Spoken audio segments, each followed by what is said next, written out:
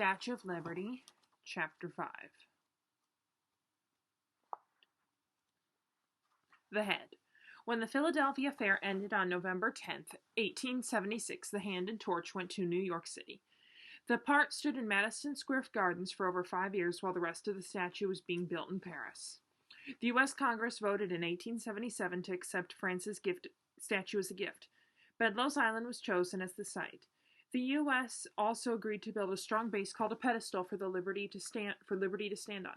This must have been a huge relief to Bartholdi. His statue would officially have a home in the U.S. when it was finished. For the Paris Universal Exposition in 1878, Bartholdi's crew finished the statue's head. It was loaded on a big wagon filled with hay and small branches to cushion it.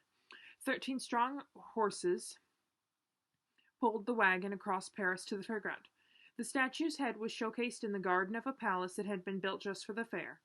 Visitors paid a donation to the statue fund to climb to the top of the head. 30 to 40 people could stand inside it and gaze out through the row of 25 windows in its crown. Its nose was 4.5 feet long. Each eye was 2.5 feet wide. It must have been a thrilling sight to experience. By 1879, the statue's fundraising committee had about half the money they needed.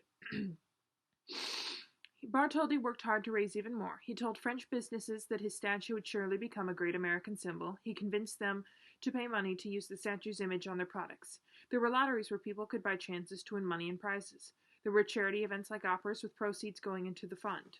Small souvenir copies of the statue were sold, some autographed by Bartholdi himself.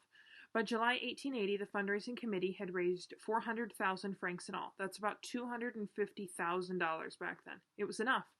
Over at the Paris shop, about 40 men continued working at the statue's 8 layers.